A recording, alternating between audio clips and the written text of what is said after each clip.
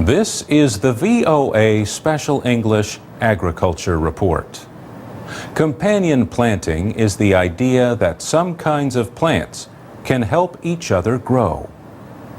Plants that are compatible together generally have similar needs in terms of nutrients, soil, and moisture levels.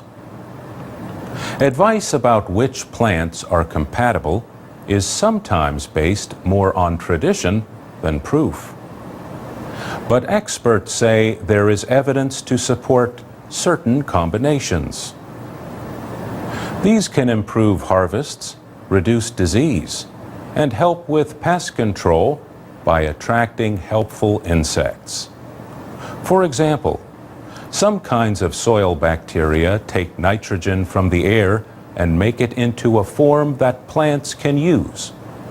The plants hold the nitrogen in their roots. Legumes are especially good at this nitrogen fixing. Then any crops that share the same space as the legumes can get the nitrogen as the roots decompose. Beans and potatoes can also share territory well because their roots reach different levels in the soil. Deep-rooted vegetables get nutrients and moisture from lower down in the soil, so they do not compete with plants with shallower roots. But some plants placed together may harm each other's development. For example, tomatoes do not like wet soil, but watercress does. So you would probably want to keep them separated. Some kinds of produce should be kept apart, even after being harvested. This is because of ethylene gas. Ethylene is a plant hormone that can cause some foods to ripen too quickly. Apples release ethylene gas. Apricots, melons, and tomatoes also release a lot of ethylene.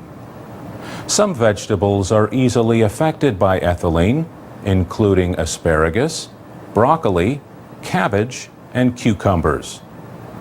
This risk of ripening too soon is why markets often separate high ethylene producing foods from those that are sensitive to the gas.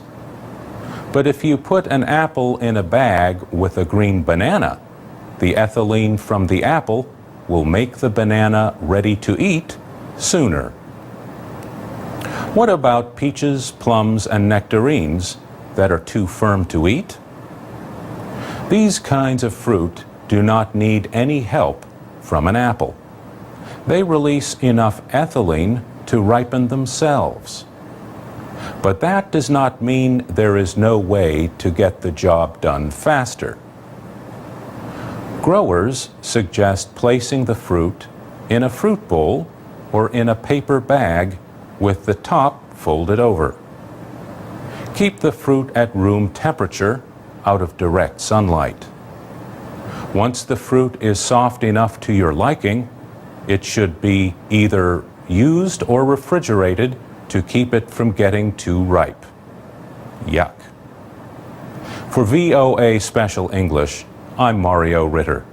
You can download texts and MP3s of our programs and learn English at voaspecialenglish.com.